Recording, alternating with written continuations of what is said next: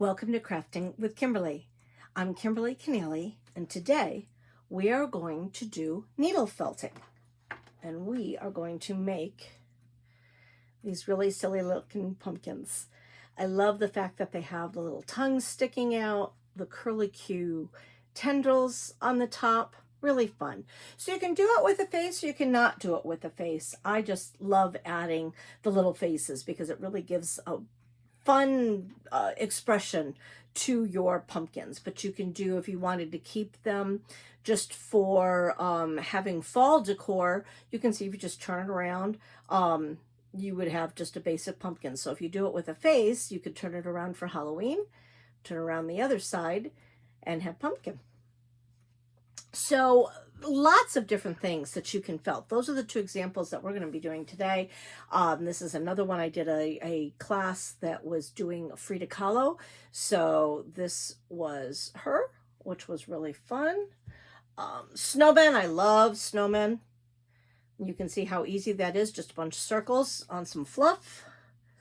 Thanksgiving is coming up, so turkey. I love gnomes. Gnomes are my absolute favorite things. So here's just a tiny little simple gnome. You can see it's just a triangle. Really cute. You can get fancy with their hats. A gnome likes to have his little mushrooms around.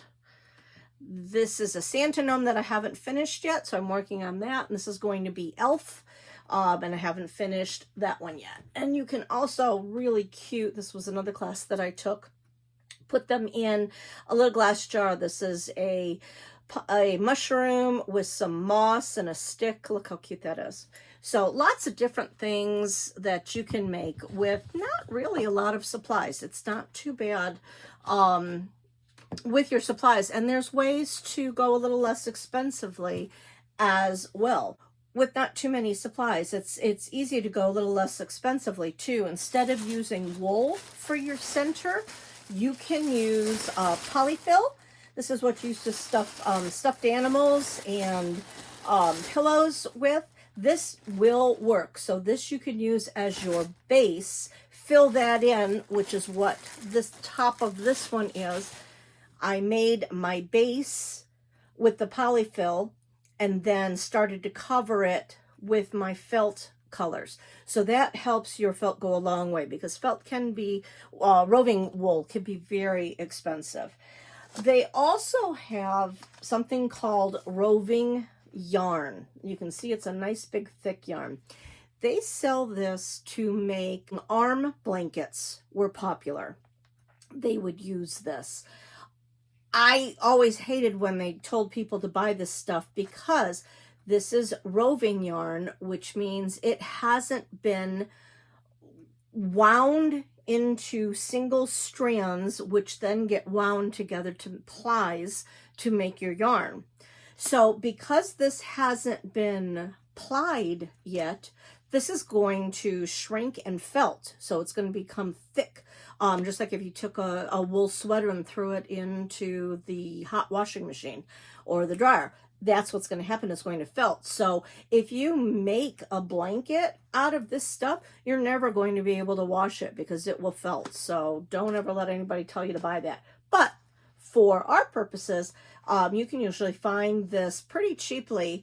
You get a big skein, not a lot of money, and you can use this as your base or even use it as white. So this is a nice feature to have too. Today I'm going to be actually using wool. This is wool that it's called wool roving, wool that hasn't been, as I said, plied yet. We're going to be using orange. We're going to be using white as our base, a little bit of green for the tendrils, and a little bit of black for the faces. So you need your wool roving, and they sell it in tons of colors. You're going to need a type of foam block to be able to do your needle punches in it. This is a felting needle, and you can see very sharp. This is a single, and this is a multi-needle tool. I don't particularly like these as much. I thought I would because you can get a lot of surface done. So it's a good way to kind of start, but I just have a tendency to go back to a single needle. And I just, for some reason, that's what I like, and I have a lot more luck with it. But you need something, because you're going to be stabbing the wool. You need something to protect your surface and protect the needle, because the needles are pretty fragile. So you need something to be able to poke in where it's not going to hit. If you buy a kit online, a lot of times they'll give you, it's almost like a plasticky, you can hear the difference between that versus that. I don't really like these as much. It's what comes in the kit. It's not something I care for. So I don't usually use those. I like just this is what you usually use if you're going to upholster chairs, couch cushions, chair cushions.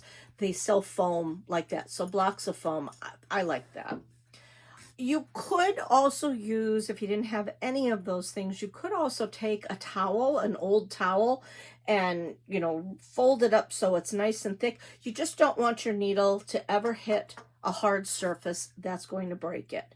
But you'd have to, if you're using towel, you have to keep picking it up and making sure, because what you're doing is you're pushing your fibers into your block. So you have to keep picking it up and moving it. And especially like a towel, it's going to want to stay on that. So you'd have to just be very mindful and keep picking it up. But I like the foam blocks. This is a great way to do it.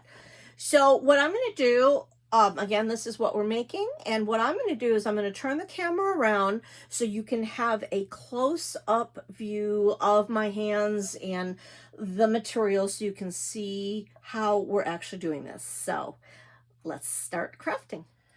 So before we get started, let me show you the needles. It's a great idea to have multiple needles on hand, because they really do break easily. And they come in small, medium, large, extra large. These are medium, extra mediums. I'm actually using a small. If you have the tool, a nice thing with that is it helps you hold it. You can just hold it. This is what a needle actually looks like. So it's got the part to be connected to a tool, and then they are very sharp. And you aren't going to be able to see them, but it is not like a typical needle where it is just, a single piece of metal coming down to a very fine point. It's actually a barbed needle, which means it has all sorts of little pieces of metal coming out of it, because what that does is it grabs your fibers. So as it goes in to the wool, it takes some fibers. As it comes out, it takes some fibers. And when you're the motion of going up and down, that is what's taking the fibers and connecting them into each other. So again, you can just hold the tool if you'd like, the needle, but I like using it on a tool. So you can see there is a plug. It kind of looks like a cork, and it has a line through it and comes in all sorts of different colors to hold. You can see that that's going to poke down in, and it's going to hold it. So the tiny end goes down, the wider end stays up. You're going to take your needle, put it into that groove, let it catch on the bottom. So you can see right there, it's just caught on that bottom. Wide end on top, thin end on bottom, and that just fits right into your tool. Push it down so it's sturdy. That holds the needle for you, and it gives you a little bit more of a handheld. The same is true for the multiple tools. This unscrews, and you can put your needles in there. And again, this is great for when you're doing a big surface and you want to just really get it going. I'll do a little bit with that so you can see it. as opposed to your little fine ones. You basically just kind of do what is most comfortable for you. So I need to do my center. So I'm going to take my wool roving, and I'm just going to kind of ball it up here and see what size I want to make. This was the very first one I made. And then you can never do two exactly the same. So the faces kind of look the same, but he was much bigger. I'm going to try to go a little bit more the little size. So I'm just going to take it and I'm going to try to just wrap it around itself. Because it's going to, when you felt, you're going to lose some of the width and bulk of it because it's going to get smaller as you're felting. So I just want to kind of wrap this around and see what size I want. I think that's a good size. You can cut your wool with scissors, but honestly, it is much better for the wool if you can pull it apart from itself. I mean, for the inside, it's really not that bad, but you can see I'm just pulling it. And the reason you don't really want to cut it is see how fluffy those ends are? That makes it much better to felt into itself. If I were to take scissors and cut that, look at the difference between straight across versus all the different fibers hanging up. So when you're working with little tiny pieces, like when we start to use our black to make the faces, you're definitely going to want to pull that. Because this is the center, I'm not too worried about it, so it's okay to cut it for that. But I wanted to show you the difference. So now we're just going to roll it upon itself. I'm just going to get it into the shape that I want it to be.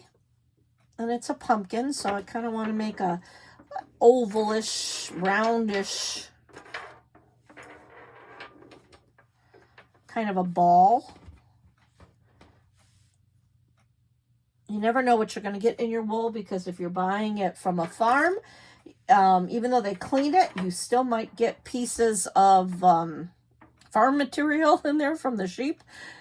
Same thing with if you buy it online, you never know. So now I have the ball. I'm going to put it on my block.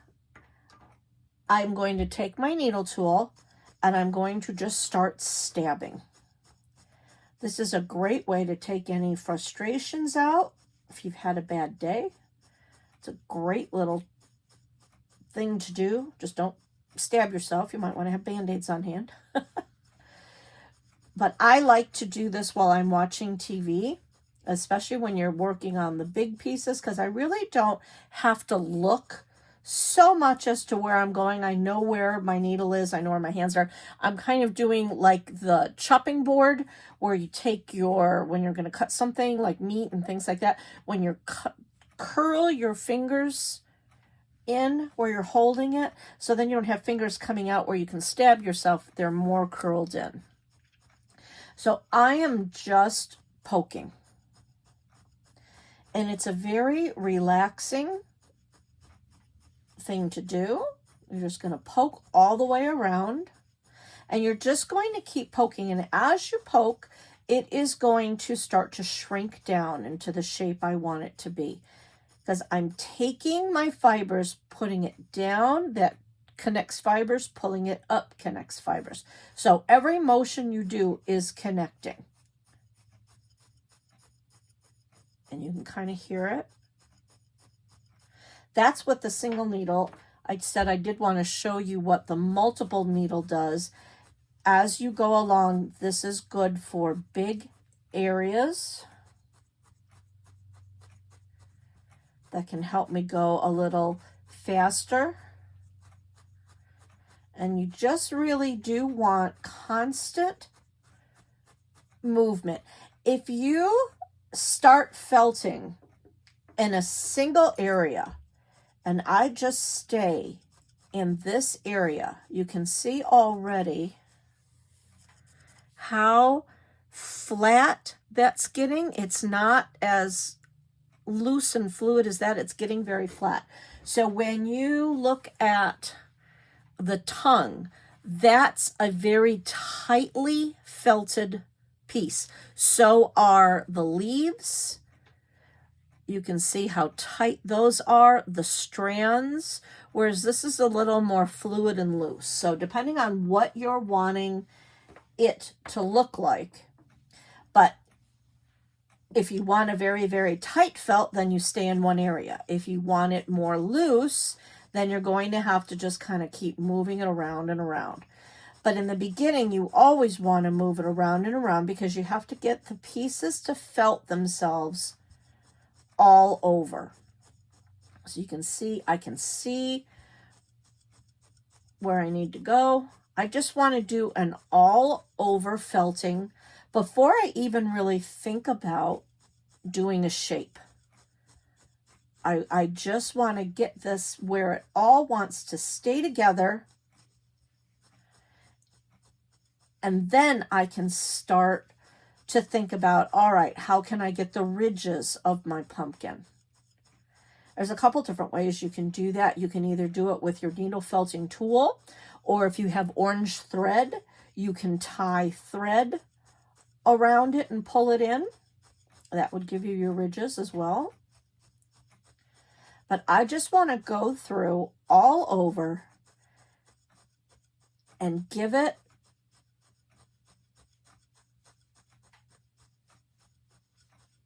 an all over felting.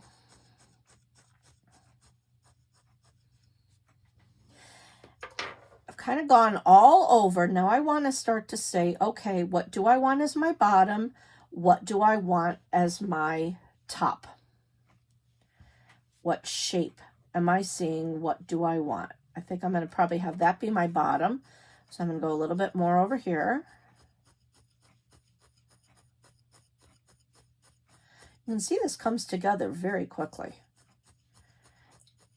In regards to the middle, depending on how thick or tight you want your felted item to be.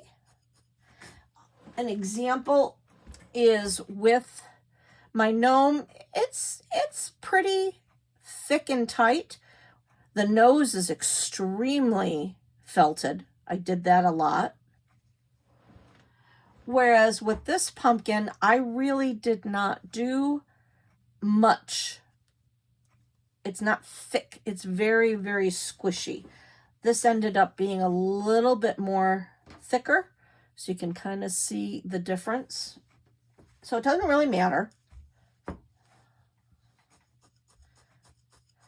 But for this, I just want to get a nice flat bottom, because this is going to be my bottom.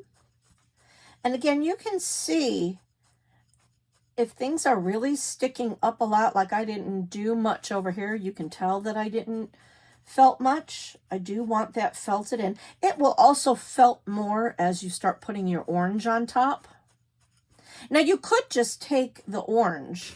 I could have just taken this orange, rolled it all up in my shape that I wanted, and made my pumpkin this way instead of taking the time to do this step. However, colored roving is a lot more expensive than the unbleached roving. So this is pretty cheap. You can get a really big container of this for not a lot of money. So to me, save your money. That way you can get lots of different colors, but not use up so much of them, because you'll have saved your bulk by doing a different color.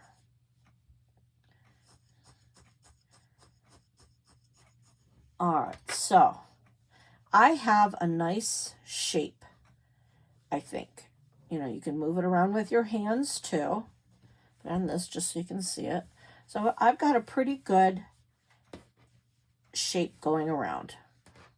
Most of it has been felted, and again, as I put the orange on, it's going to felt even more. And that's how I'll be able to get my ridges. But I like I like the way that looks. So I think I'm pretty happy. That's as much of felting as I want for my base for now.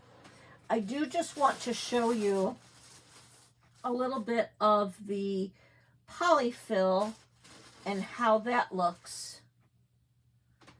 If you grab the Polyfill that you would normally fill your pillows with, you do the same thing, get it in the shape that you want, and you start moving it around, and it's the same thing. So you will be able to get the same effect. This is going to take a little longer. You can see that it doesn't like to come together as quickly as the wool roving does, but it will still come together well, and you can see it will still give you the shapes that you need. But here's my pumpkin. Now I'm going to start to put on the orange. So I'm going to flatten out my wool roving.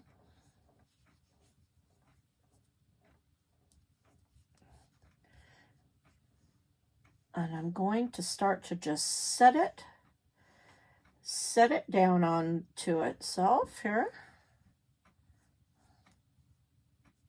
We are going to cover the entire pumpkin because you still want to be able to turn it upside down and be able to see that there's covering. So I'm just going to flatten this all out. It usually comes twisted. These are some pieces that I used in class and extras that people had, so it kind of got out of its shape. But when you get it on a roll, it comes flat. So you can see it does have other colors there that people were using, because this is stuff that we had used already. I hate to waste, so. All right, so I'm just going to flatten that out a little bit. There's a lot of fuzzies on this side, so I'm going to put that on the bottom. So I'm just going to wrap this around.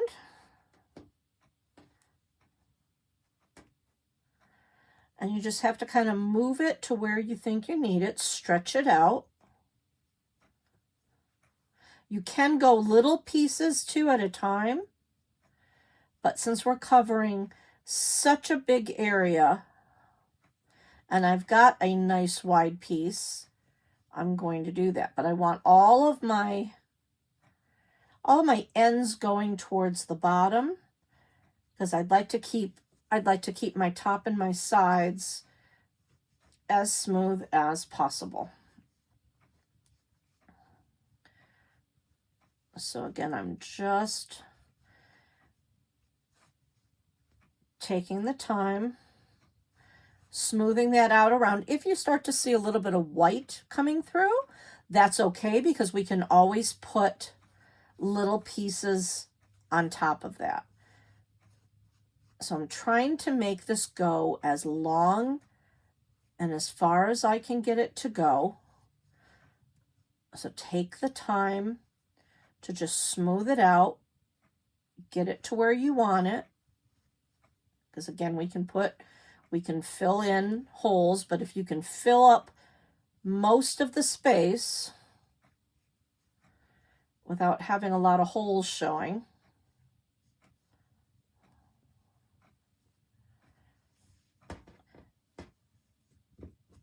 I'm going to actually start to remove this. So I'm going to take, you can see I'm just pulling little sections off.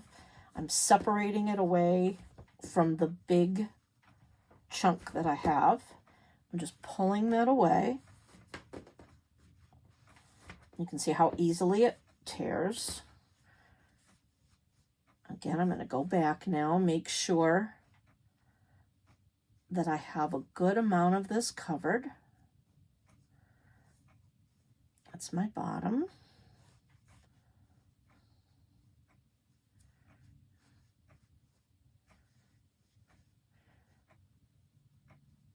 All right, I think that's pretty good. So I'm going to just set that down, set that aside for now. I know I'm going to need more of that, but I'm just going to set it down. I'm going to start on the top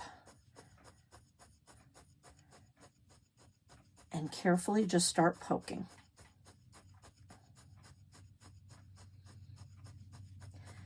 Again, I want to get an all around area covered. I'm not worrying about a shape yet. I'm not worried about my lines yet. I just want to start to get this attached. And as you see that you have spaces, you can pull that around, cover that in. I'm turning it around. It's not so important to turn it up and down until we start felting on there. That's when you really have to constantly be turning. Here is just, you want to just get it all in there. You can see it was starting to get really thin there. So I'm going to smooth that around.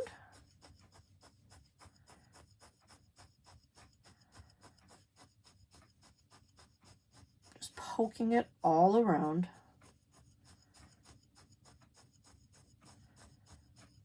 Getting those fibers connected. So I'm connecting now. Before I was just connecting the white fibers to themselves. Now I'm connecting the orange to the white fibers.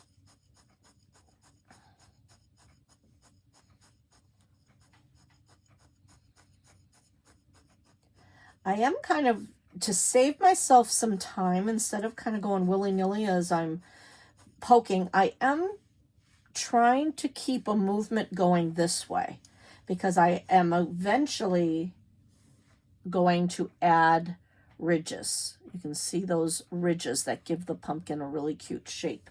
So I'm kind of being mindful of that. Even though I'm going all around and not worrying too much about that, I'm still going up and down in that vertical movement.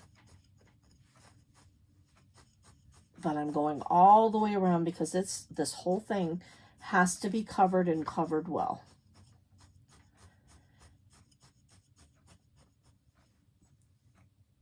So now I'm going to just show you, you can see how this is still loose, that I haven't gotten there yet, but you can see up here, I can't really pull that off. It's attached.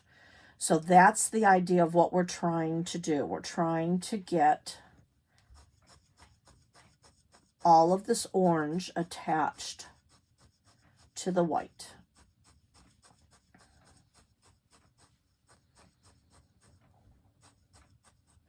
Turning it around, moving it around, getting it where I need it to go. I don't want that to be so thick, so I'm going to spread that out. Because as you're pulling and moving, it can get thick in spots, so I do want to be mindful. Why waste it? Having a nice even coating.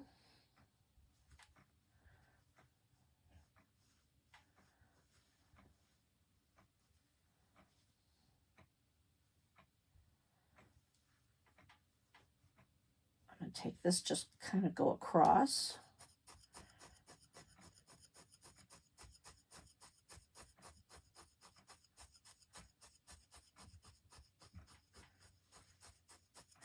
When you're looking at really detailed ones, you can see this is going very quickly because it's just a ball. But when you're starting to put a lot of the details, like I did with the Frida Kahlo doll, that does take a while. And you want to be really mindful and you want to be really careful. When you're covering a big area, this is where you can just kind of not really think too much about it. Just be mindful of your fingers, but then just stab.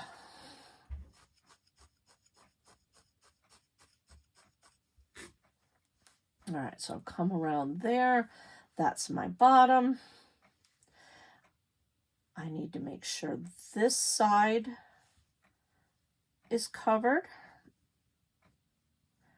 So I'm just going to pull some of this,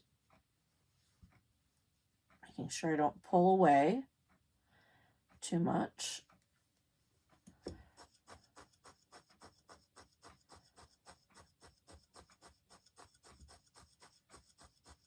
So again, it's just a matter of time. So I'm going to speed the camera up and just keep doing this. You've seen what you have to do, so I'm just going to speed the camera up so you don't have to watch the full extent of this, but we're just smoothing, covering if we see some bare spots, moving it over, doing some more. But I want to get just this initial cover down, so now I'm going to speed this up.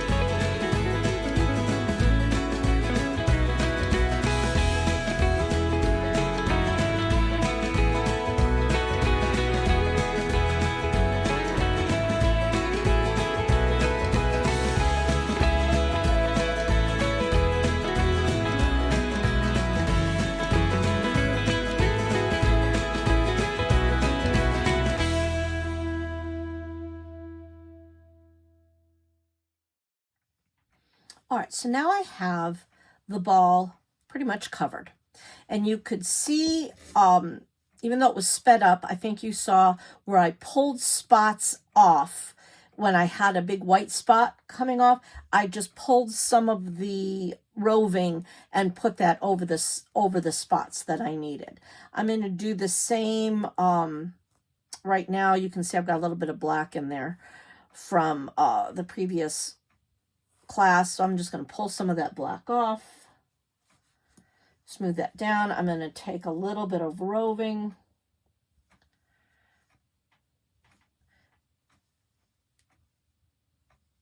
and I have some spots there, so I'm just going to smooth some of my roving down over those bare spots and add that in, and that's how you can cover it so your white doesn't show through.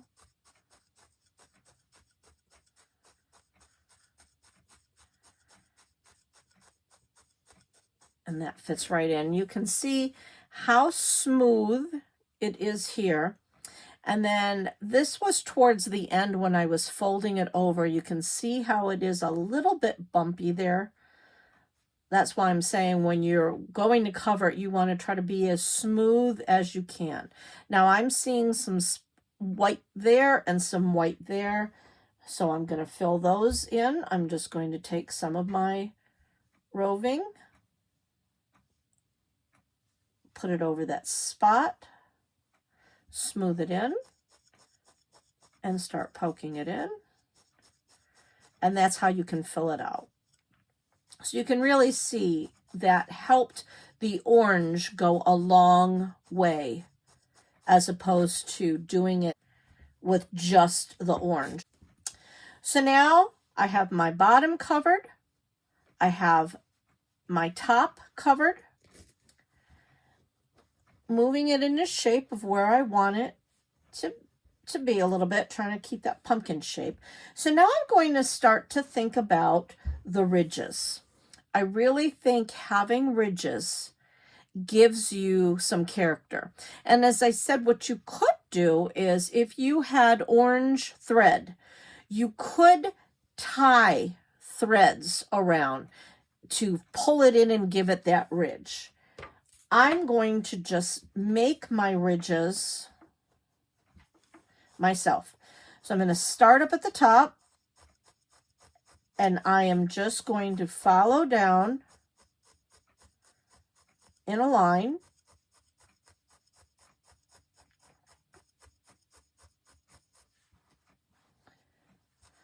I'm just, this is where I've said before how loose the felt is around, now what I'm doing is, because I'm going over and over in one spot,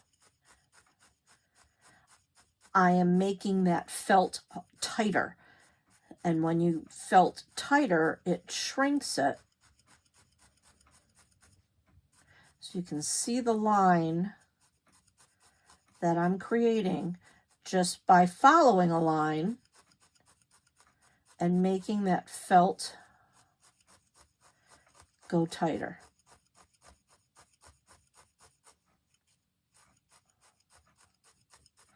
So you can see that up close. I have a nice ridge. So there's one ridge.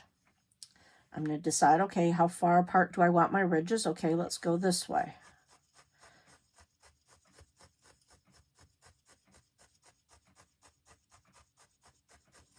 When I get pumpkins, I like the stems. So I like a really curly stem. And I usually like spotted, like where it's orange and green together. I like kind of wild looking pumpkins. Not the perfectly round, smooth. I like ridges, I like bumps. Gives it character. So that's what we're doing to this little guy now. We're giving him some character. And you can see your line. So if you're not really seeing it, you know, you just have to go a little bit more. And then you just follow it up.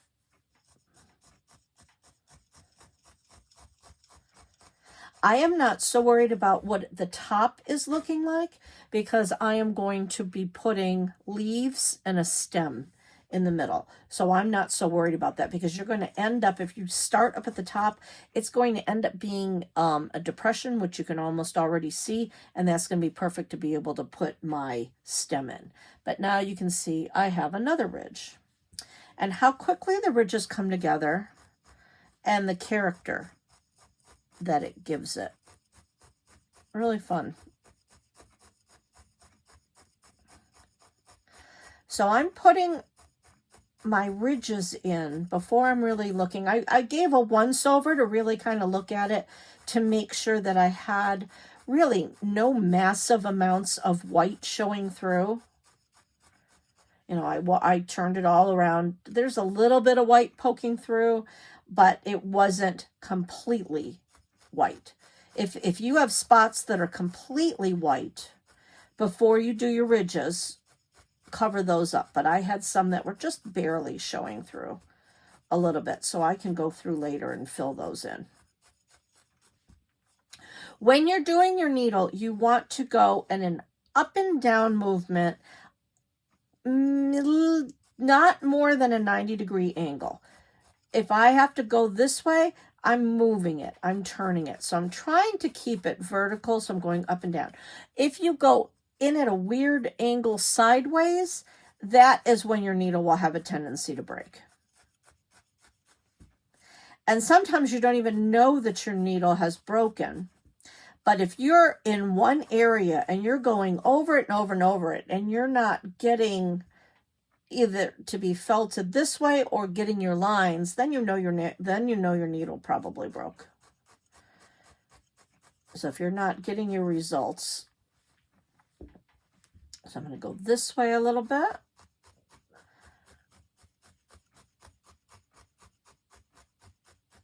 I am not doing them in perfect sections.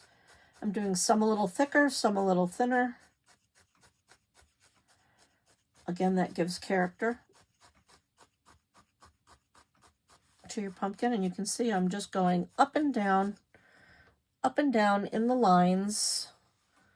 I'll hold it up a little bit closer. Just following the line. So the thicker the ridge, the more time you spend in an area. So if I really want that to be a nice, thick, defined line, I'm going to spend some good amount of time of going back and forth in that same area to give my line.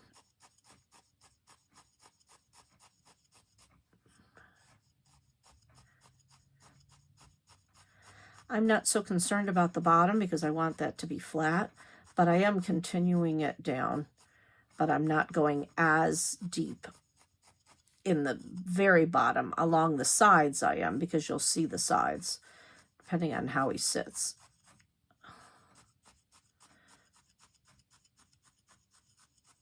Kind of hard to do that up in the air, but you get the you get the idea.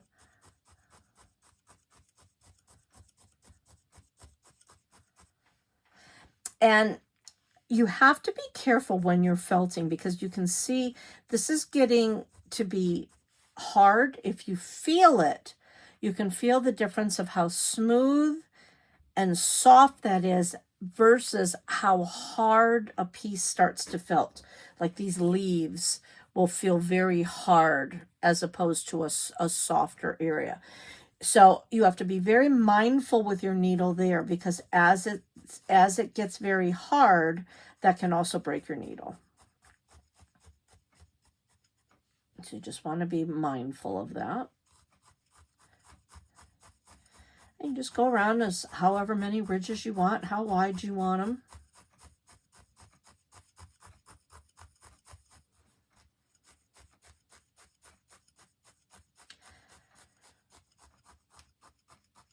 But felting is fun. You can do almost anything. I did a really cute mouse as a commission piece for a friend, and that turned out really cute. And then for the mouse's whiskers, I used fishing wire, and that gave some really cute whiskers. You can add beads to these. You can felt flat. You can felt pictures, landscapes. Doesn't have to be three-dimensional. It can be on a flat piece as well. You can felt on sweaters, other pieces of clothing, tote bags.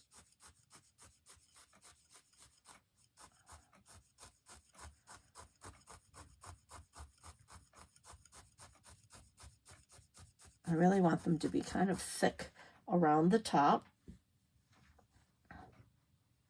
Okay, I'm going to come through here. I guess even though I said I wasn't going to make them even, I did a pretty good job of making them even. I wasn't trying.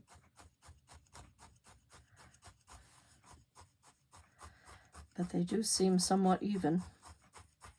But the nice thing is you don't have to.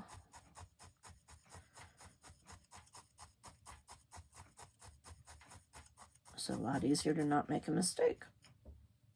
And when you're trying to be perfect, that's when the problems happen.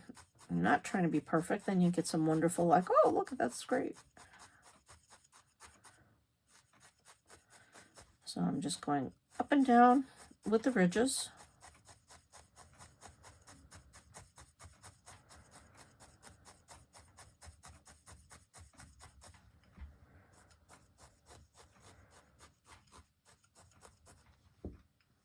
And probably one more big one. Divide this one right in half.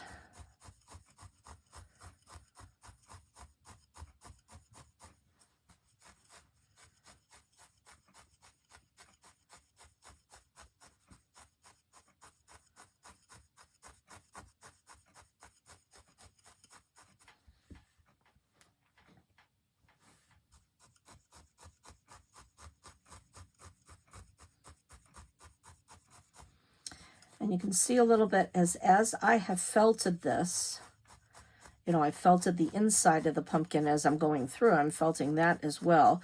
You can see it changed shape a little bit. And it's also given me some bare spots. So once I finish these ridges, you can squeeze it into shape. So you can see the bottom and the top.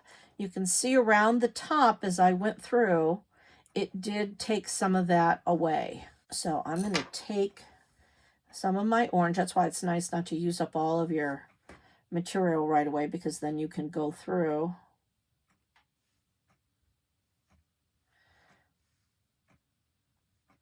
So I'm going to cover that section.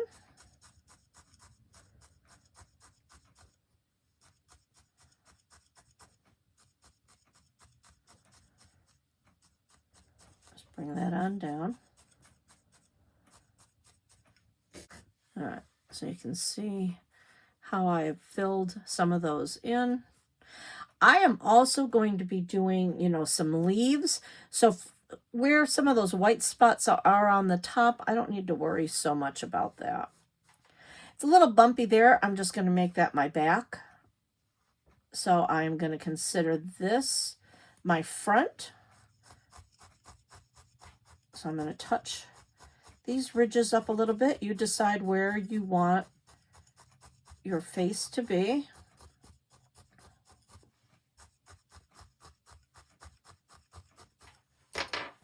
All right. So I'm going to have this area right here be my face. I'm going to take some more of my orange.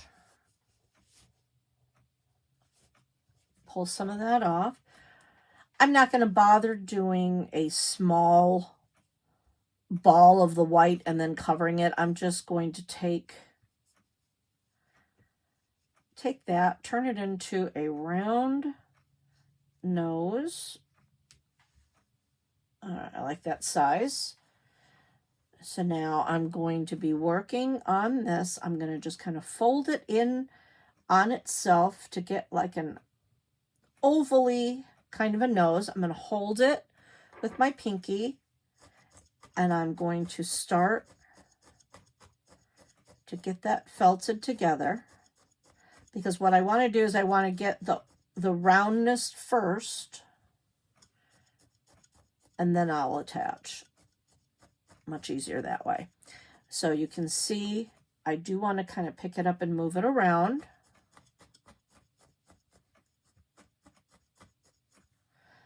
We're doing something smaller now, so be careful and be very mindful of your fingers.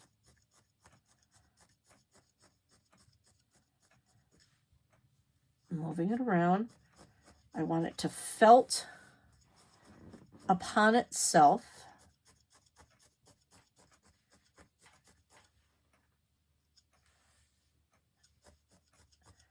Hold it up, because you're doing a ball, so just like we did before, you want all parts of this to felt. But with this one, because it's a nose, I kind of want it to be flat on one side and rounded on the other. So that's going to be my top. This part I do want flat. So the side that you start on will automatically try to go flat. So that's a nice way to get your flat edge.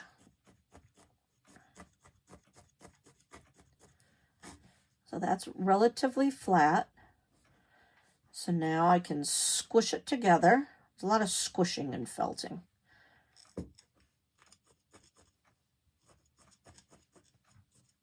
Okay, so now I'm going to take my pumpkin. Again, decide this is, I want that to be the back because that's a little bumpy. I'm going to have this one be the front.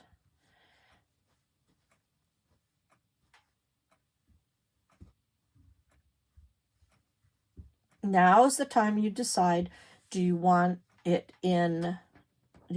face in the middle? Do you want it in between a ridge or on the side? I think I'm going to go like right in the middle. I've got a nice space here. So I'm going to hold my nose where I want it, and I'm going to start to poke all the way through. And I'm going around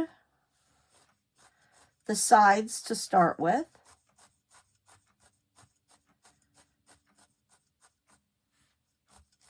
Spinning it around. Going around the sides, which is attaching it to my pumpkin. Going all around the sides.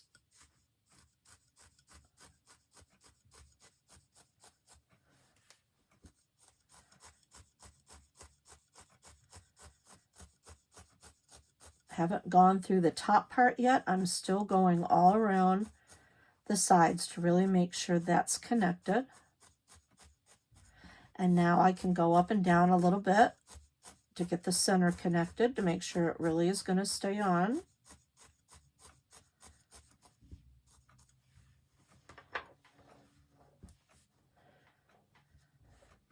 So now you can see I have his nose connected.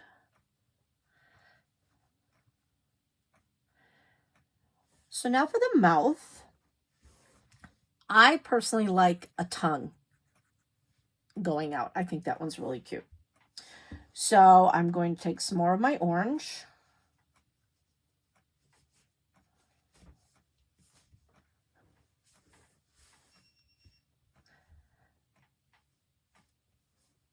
So definitely when you're covering, make sure you have enough left over for your nose, cheeks if you want them, and your tongue. So I want him to have a little tongue. I've just folded that around. See if that's the right size. I think that's going to be the right size. So I've kind of made just like a little oval. I'm going to hold it this way. So I'm going to just start being mindful of my fingers. I'm going to start poking my oval.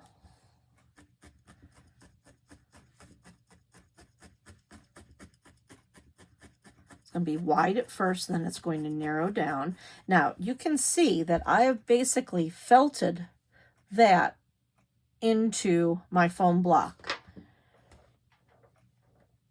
So that's why I say you can see as you pull it up, see those fibers pulling away? That's what's happening when you're felting. So you pick it up, you fold it over, you smooth those little bits down, and then you start again. I'm trying to keep my hands out of the way for you so you can see what I'm doing. So I did the one side in like an oval pattern. I'm going to pick that up again.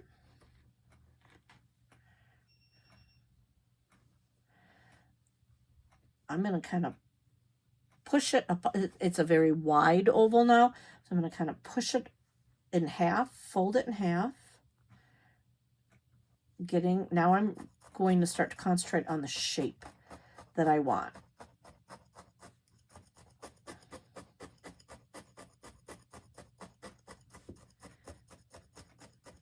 It's kind of like a capsule, a pill shape.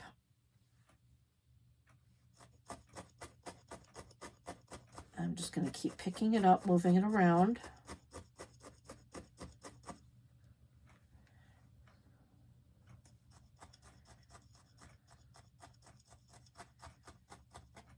Going on the sides.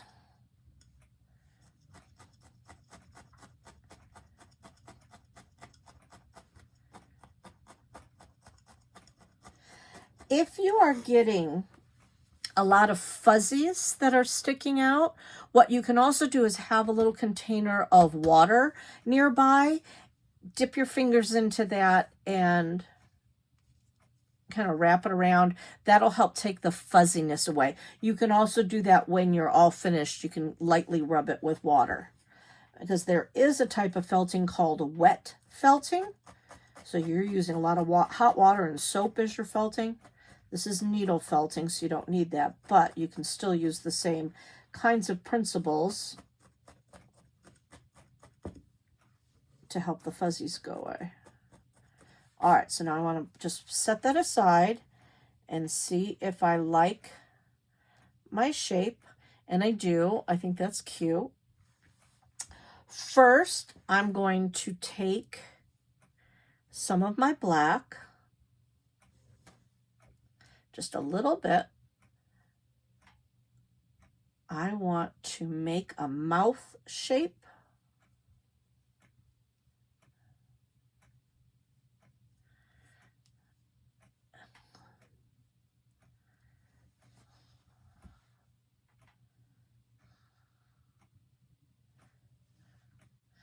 Right underneath his nose. And I kind of want it to look like a smile and a mouth. So I'm going to set it right underneath, right where I want it. And I'm going to start to attach that.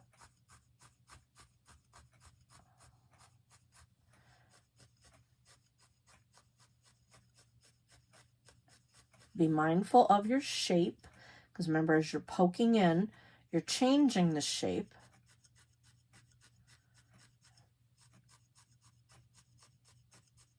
So I'm trying to keep it kind of like a smile shape.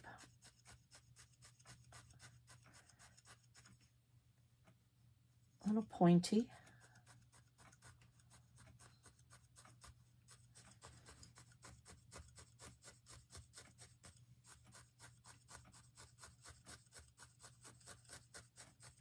You could put the tongue in and then just wrap around it. I did that with this one. I put my tongue in and then I just wrapped the black around. With this one, I actually did the mouth first, like I'm doing now, and then stuck the tongue in. I found that was just a little bit easier.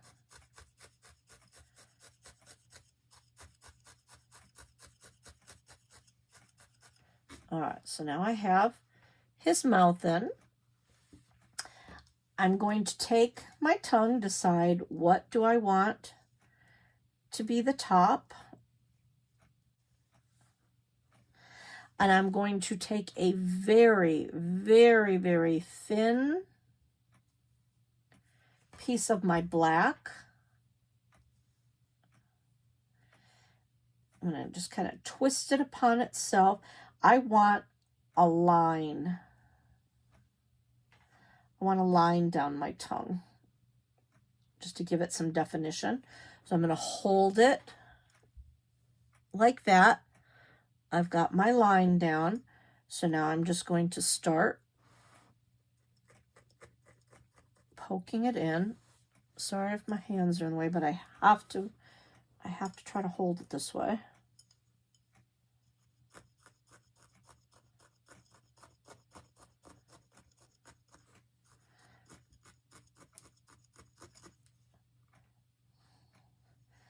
Keeping it thin, twisting it.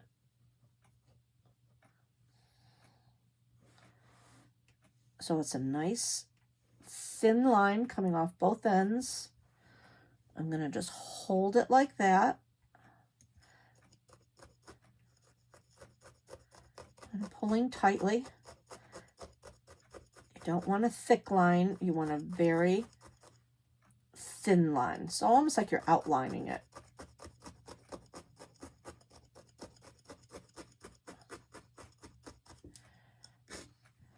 So you can see I've just done a very thin line. I am going to continue it down the back.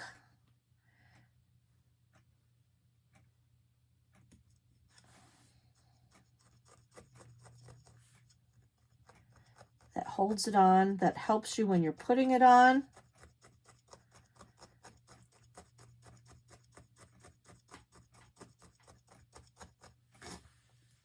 So I've continued that thin line. I'll continue this part. Just on that little tip right there. Again, I'm sorry my hands are in the way, but this is a little fiddle spot. So it's hard not to have my fingers in the way. I'm going to take my scissors. I'm going to cut that extra off.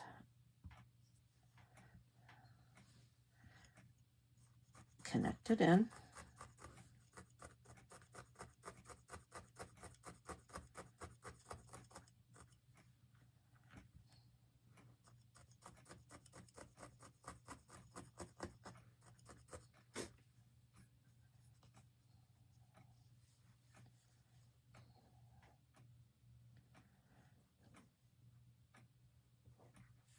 I'm going to trim that for, you could see a little bit of fuzziness came through. So I'm going to take my scissors again Just trim that off a little bit. Decide, all right, what do I want as the top? What do I want as the bottom? Which area looks a little better?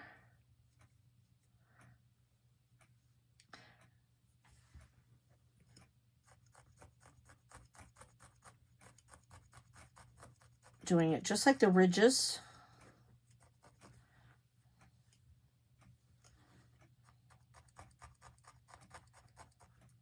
Going up and down. Giving it that nice thin line. So now I have a tongue.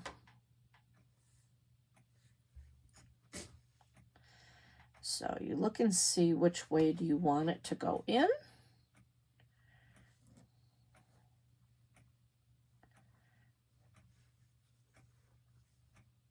Which way looks better? I'm going to go this way. So now I'm just going to hold that in. I'm going to start at the bottom. I'm going to hold it to where I want it to be in the mouth. And I'm going to start poking just the bottom into the mouth.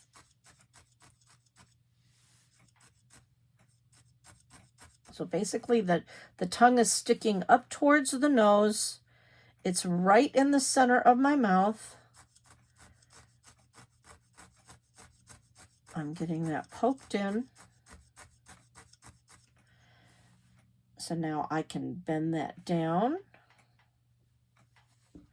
I'm going to go a little bit from the top as well.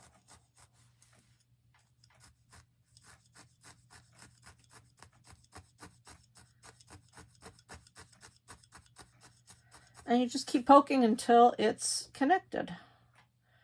And now my little tongue is connected.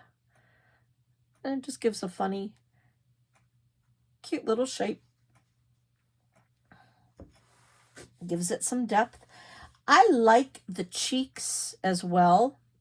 That gives it, you know, if you didn't want a round nose, you could have made it a carrot pointed nose. But I like the roundness of the cheeks. So I'm going to take some more of my orange, and I'm going to make sure that I have, for my cheeks, I'm going to make sure that I have pretty much the same amount.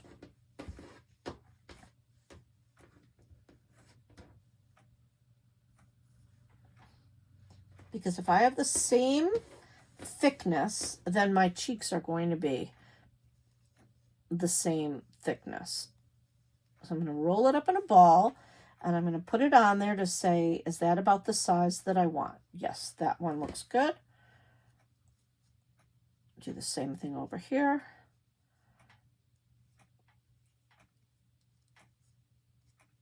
Roll it in a ball. Okay, so I'm going to do the exact same thing as I did for my nose. I have it rolled into a ball. I'll kind of start at the bottom because that's where my end is. And I'm just going to start poking around in a circle again.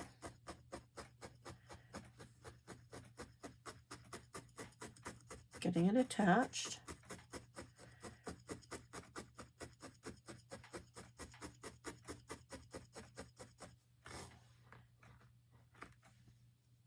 Picking it up. Rounding it a bit, keeping it rounded. Going on the top. Being mindful of my fingers.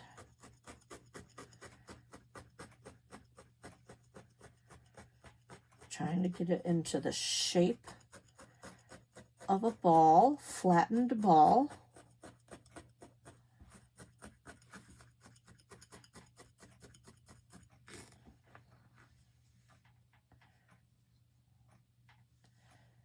Do the same to the other one.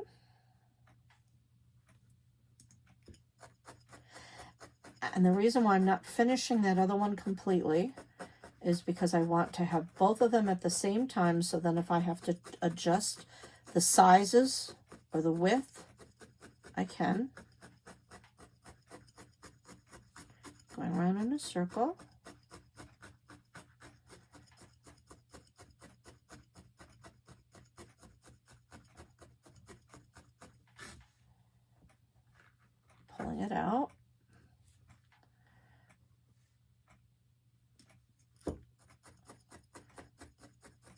of it there.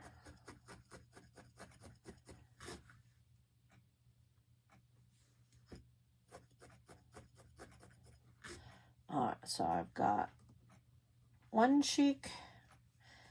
So see, you can see, that's why I didn't do them together. This one is smaller, this one is bigger. So I want to just fold that in a little bit, trying to get that more into more of an even shape with the other one. That way, if you don't put it on right away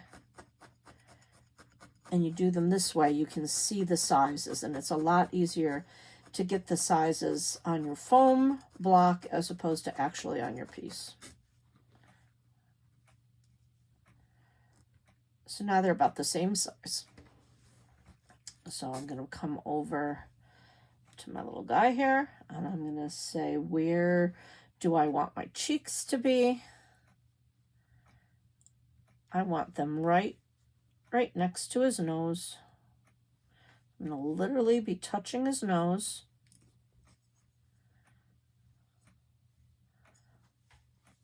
Holding it where I want it. And start poking, and again, poke around the sides.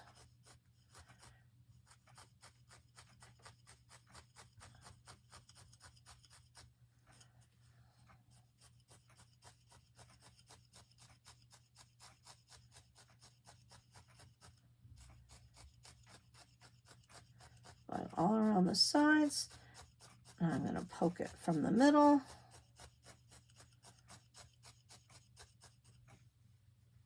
And now he's got a cute cheek.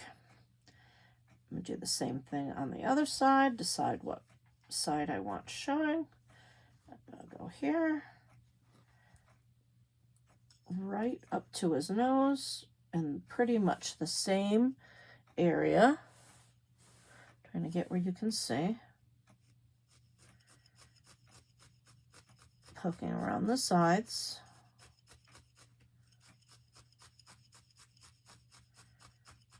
Holding it as I poke. Being mindful of my fingers. I'm doing good. I haven't poked myself yet. You'll feel it if you poke yourself. So I have some Band-Aids on hand. But to me, you're not a true crafter if you haven't burned off your fingerprints from a glue gun or poked yourself with a lot of needles.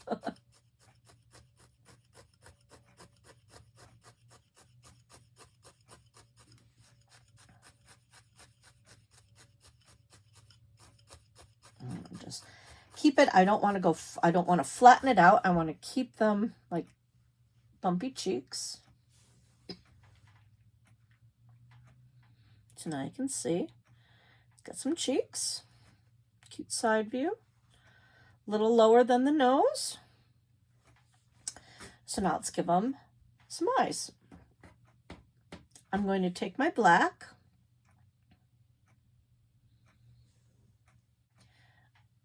So take a small chunk of that.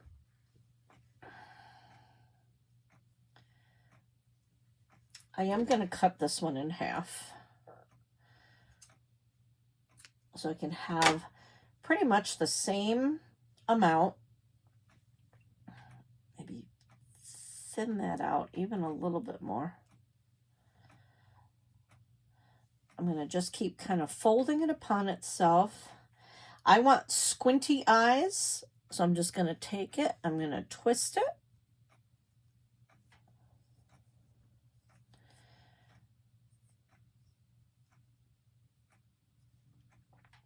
Fold it in half again. Give a little twist. I have some water in a cup, so I'm going to just, because I didn't bring a container, I'm going to put a little water on my table right there. So I'm just going to show you that by picking up some water, look at how much more easily I can get those fibers to kind of stay together and not be so fuzzy.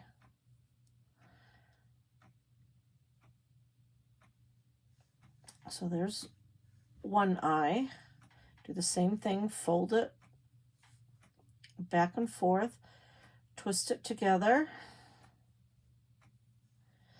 I'm going to dip just a little bit, twist it,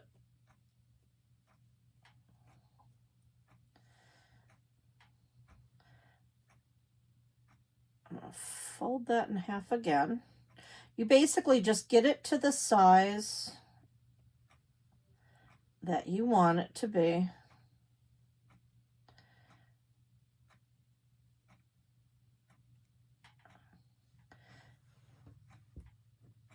So now I'm going to come into my pumpkin. I'm going to start at the corner of his eye. And I like, I mean, you can do dots if you want. I like just a squinty look. So I'm going to put my eye like that. And again, just like you did the ridges.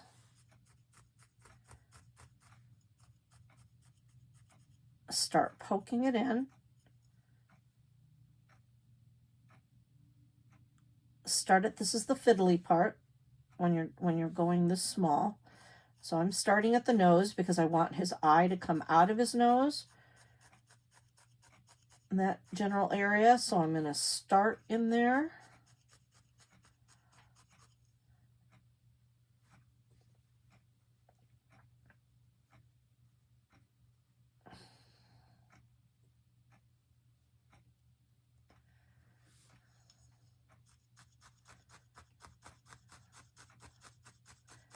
And just kind of push it around. Get it to where you want it. Take your time on this one.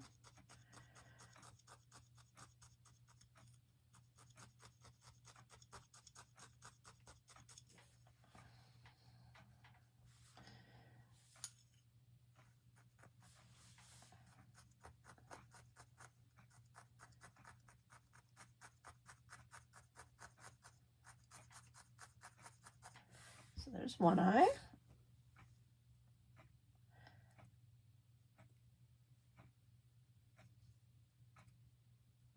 And I'm just kind of rolling into a tube.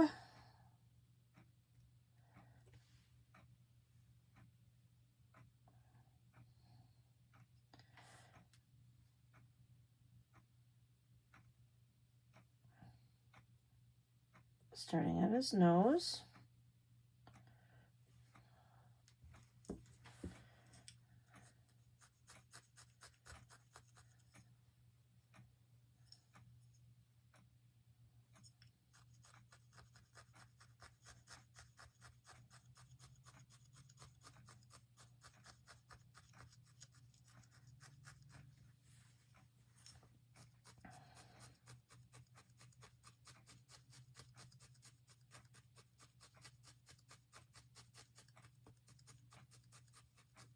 Now, even though I had those pretty even, this side's a little bit bigger. So I think I'm going to take just a little bit more.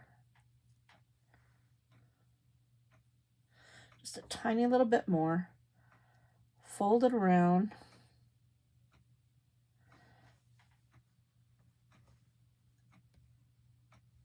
Add it in the sides here. That's why if you can get it to be even the first time, it's a lot easier than having to add in.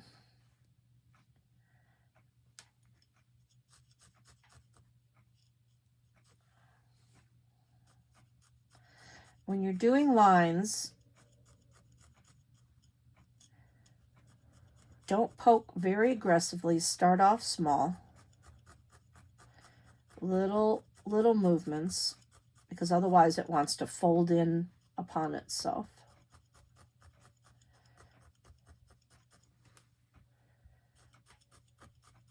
And even though you try to do the faces the same each and every time, you just never, it's going to be different every time. Just like I don't think you could ever carve a pumpkin the same way.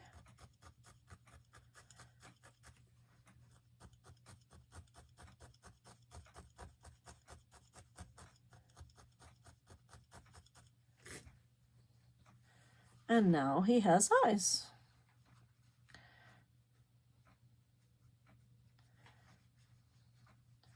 Squish them back a little bit. Okay, so now let's do the green stem. I want to take some of my green,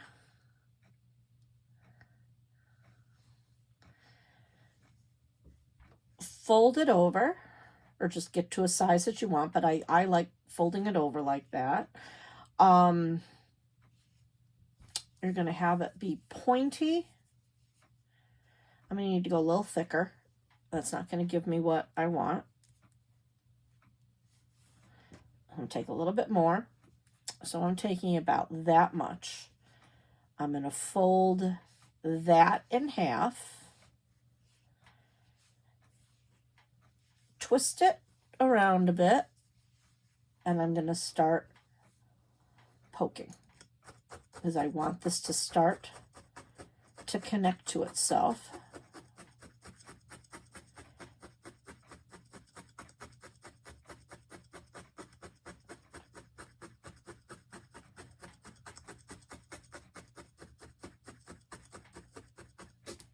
Pick it up, twist it some more. If you keep it in a twisted position, it will keep a tube a lot easier. So remember, as I said, as you're felting, it wants to flatten. So I'm just trying to get it to connect to itself, lifting, twisting.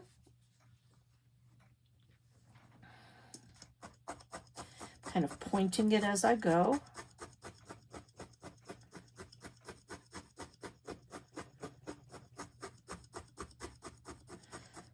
You're making a pointed tube.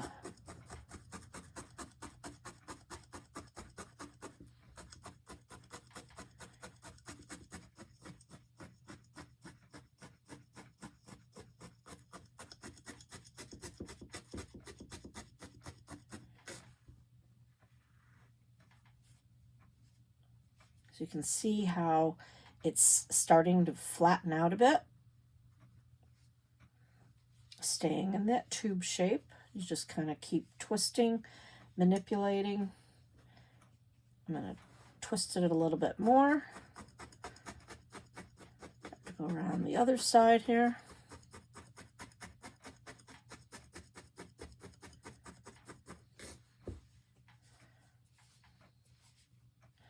I'm keeping this loose because I want that to be able to flatten out, and that's what we're going to attach it with. So you can see, kind of making a horn almost, but you'll see that will be its base. So I'm really just concerned about getting this top part felted, leaving this part loose.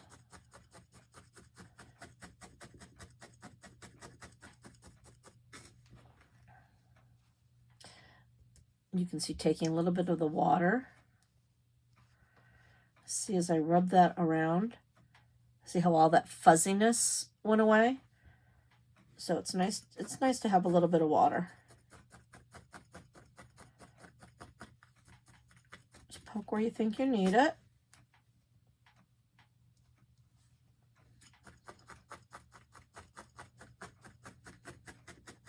I do want my tip to be very pointy. So that's going to mean it's going to be a hard felt.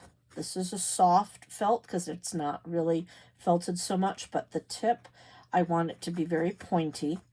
So I'm just going to keep picking that up, moving it around, getting it to be my point, getting it to the shape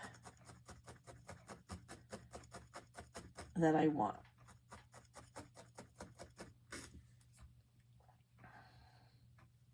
Now, if you want, as you can see, this is not really felted here because I'm going to be able to now move that with my fingers. That's going to be able to be my nice big base that way. Now, if you want it to tilt a bit, to not be so straight, I can do that. I can use my block. I can bend it over.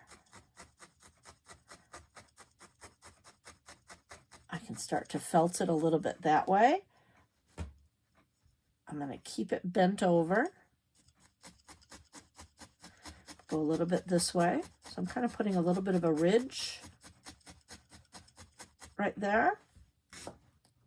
So when I pull that off, that's going to give me a little bit of a ridge. And then I can gently fold that over, poke it a bit at the edges.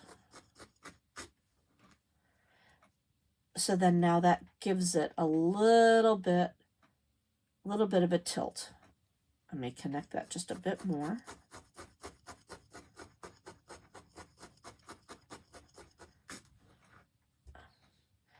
So now I have a little bit of a tilt. I'm going to go a little bit more on the sides here.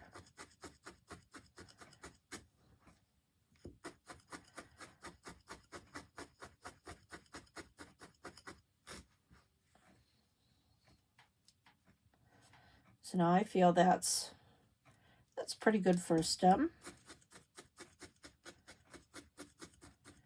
You get it to the hardness and the thickness that you want.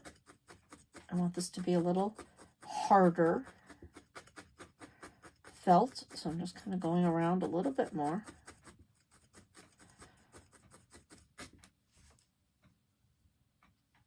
All right, I'm going to flatten that. Because I have all this extra, I can turn part of this into leaves.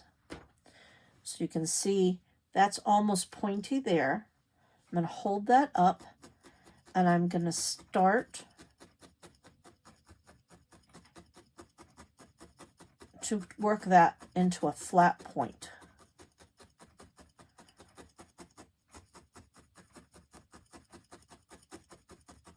So that's going to give me a leaf shape. Pull it up and do the same thing on this side. I'm going to turn that more into a flat leaf shape.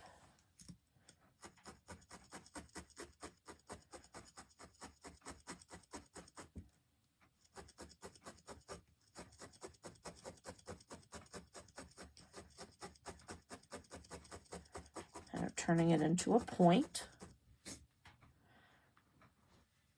So now that's somewhat pointed there. Somewhat pointed there. Let's do 3. Got another space here, so I'm going to pull that out. Do a little triangle shape there as well.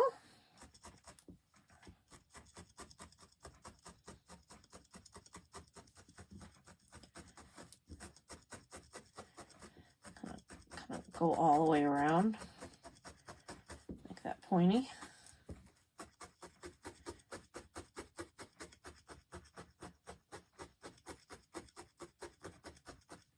Okay, because I had so much extra, you can see I was able to take that and make those somewhat into leaves. If you didn't have enough extra, that's okay. If it was just more of a stem, you could still add leaves. But I'm going to use that. I'm going to keep the one point right there, right in the middle of his forehead. The wider ones going off to the side. And now I'm going to set that there, and I'm going to start poking in.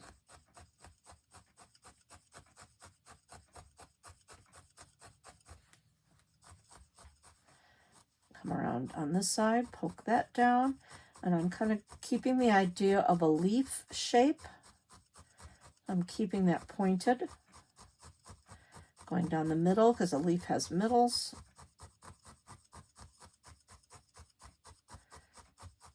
basically I'm just wanting to attach it. Coming over here, this was my bigger one. Going along, making a ridge, getting that poked in. And this for me was a happy accident that I had enough left over. And I'm going to start going around the top, getting that stem really poked in from the middle.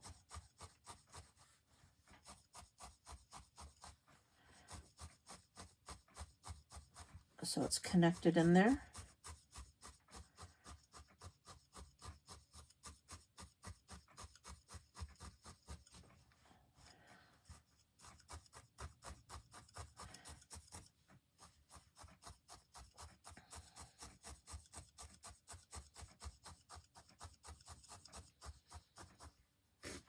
So now I have my stem put in.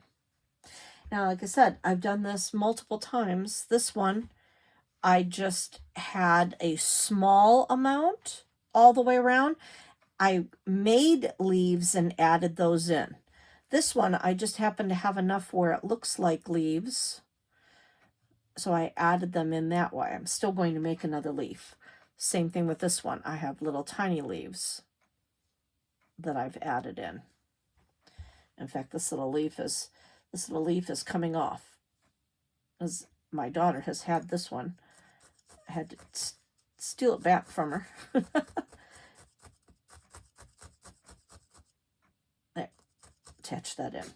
So you can see that has just separate little leaves. So if you did not have enough to give it that shape, don't worry about it. Just make sure you poked in to get it in the center. So now let's make some leaves. Take an amount of green, fold it over, fold it over, fold it over. Kind of like an oval again, but we're gonna make a leaf shape. So I'm gonna start poking that around, and I'm really forming it on my foam block. You can see I'm just poking it to give it that pointed teardrop shape.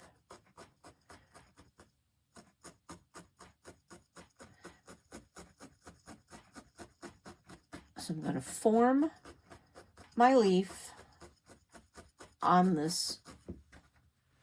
I could see I'm poking it in and I'm making it a leaf shape. So keeping it rounded towards the bottom, pointed towards the top. I'm not worrying about picking it up yet. I just really want to get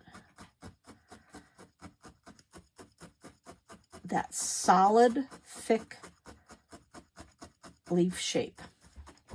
I will be able to pick it up off the foam board. It looks like it's going right into it.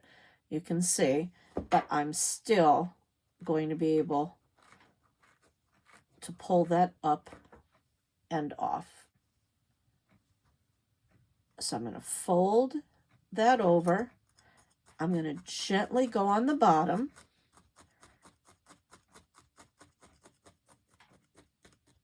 Because now I don't want to, it's already got my shape. I don't want to go into that foam block too much because this is going to be the bottom. But I still need to felt this part of it, get those fuzzies away.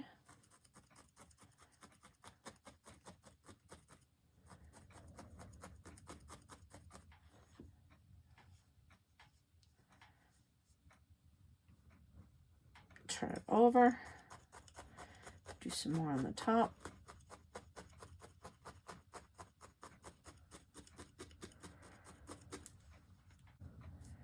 Make it more pointy. Working on the top again.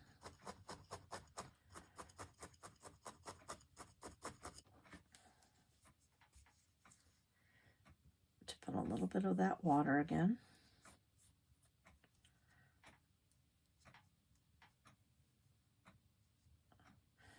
I'm want this to be even pointier. I'm just going to kind of turn it on its side, work a little bit on the side.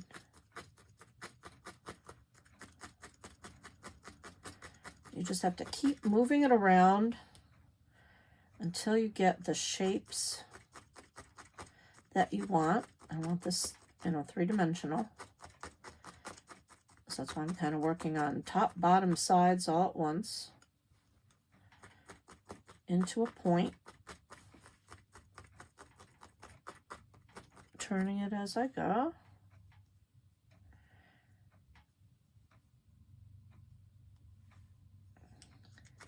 I want to put, just like I did the ridges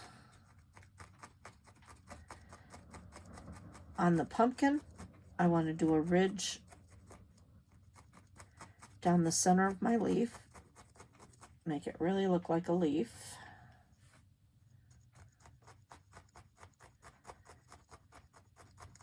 And I'm not doing it on the pumpkin because I want it to be 3D. I want it to stand out.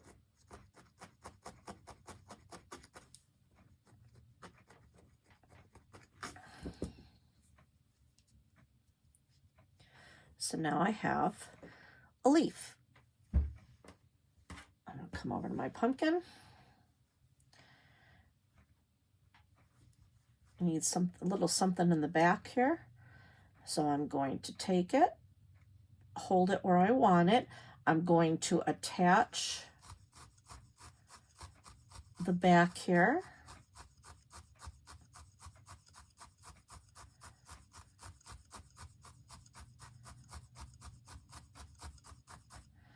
But I want it to staying up.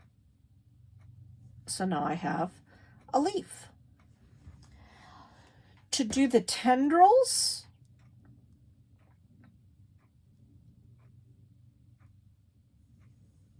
I'm going to take a chunk.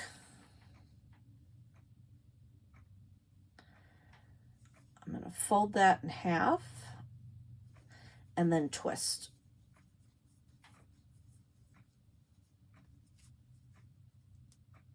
And I'm going to do a pretty tight twist. And as I've twisted it, I'm going to hold it down on my form. Be careful of my needle because this is a pretty thick twist. And I'm going to go all the way down,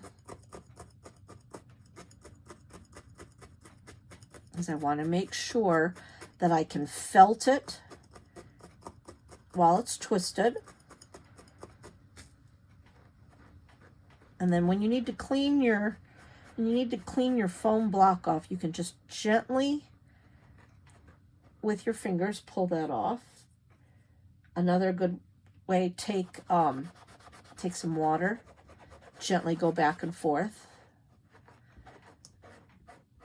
It's a good thing to do to clean it off before you change colors so you don't get your colors mixed in.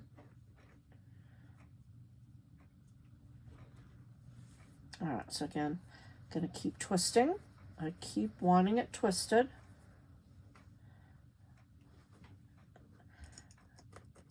This is the fussy part, so this is where it's going to take some time.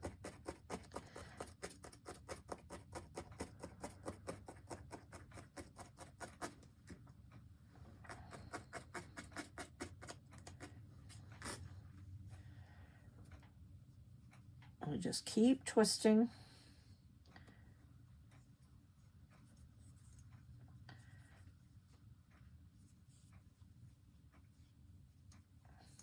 And you just want a nice,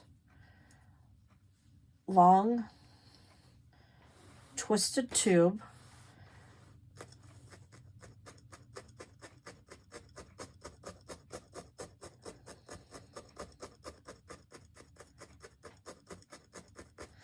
These you want really pretty well felted. You don't want this loose and soft like the pumpkin itself or even the stem. You want it felted tightly. And again, this is where you're going to have to just keep twisting it.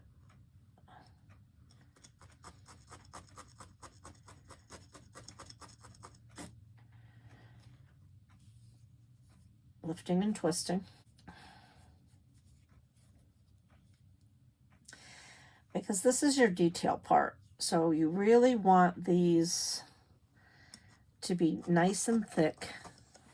Again, sorry that my hand is in the way.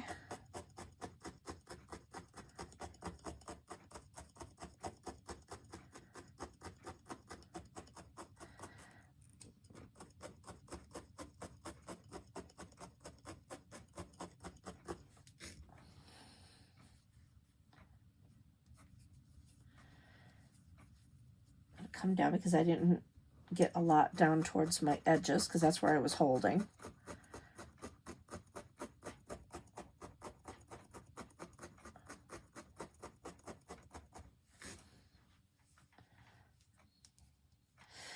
So again, I like taking kind of the fuzziness away with the water. Then you also know where you need, if you get a little bit of water on there, then you also know where you need to twist it a bit more to get it felted. You'll feel what's felted, what isn't. Because these will start to feel thick and hard.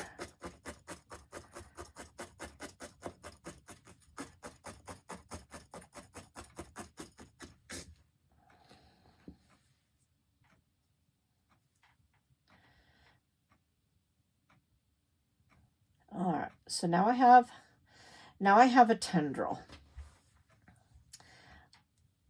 I have a wider area there, which is fine because I'm going to just, when I go to attach it, twist it,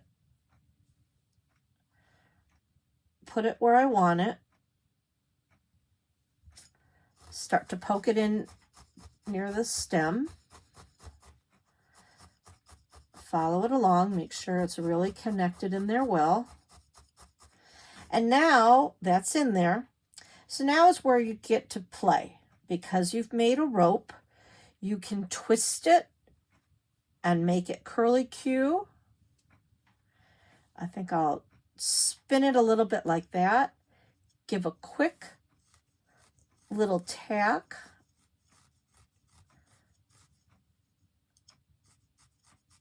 I'm going to put my finger underneath there to hold it. So I've just tacked that little part down.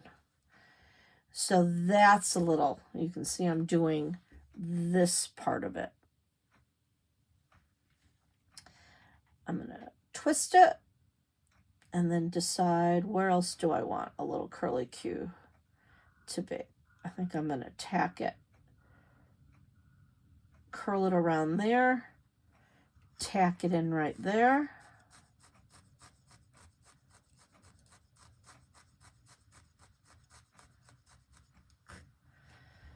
So now you have a cute little tendril that really gives a lot of character to your pumpkin.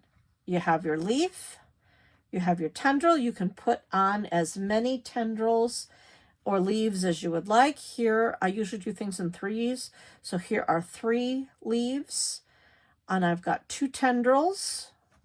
This one, I have 3 tendrils and 2 leaves.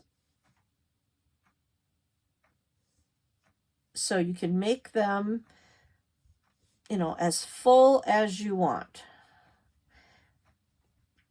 And the nice thing is if you don't like something that you've done, if it's not working out well, even though you felted that in, I could pick this eye right out. I could pull it out and then redo it. So if there are parts that you don't like, that it didn't work out, you could pull the nose off, pull the cheeks off, pull the little eyes. So any of these little details that you don't like, you can fix. And you can go through, fix in little details if that mouth isn't pointy enough. You know, you can do what you need to do. So you can see with just a little bit of work, what cute items that you can make. You can do these for all the different holidays. If you collect snowmen, if you collect gnomes, whatever you like to make, it's really not that hard to turn them into little felted objects. So I hope you had fun. I'll see you next time. This is Kimberly Canelli, Crafting with Kimberly. Bye.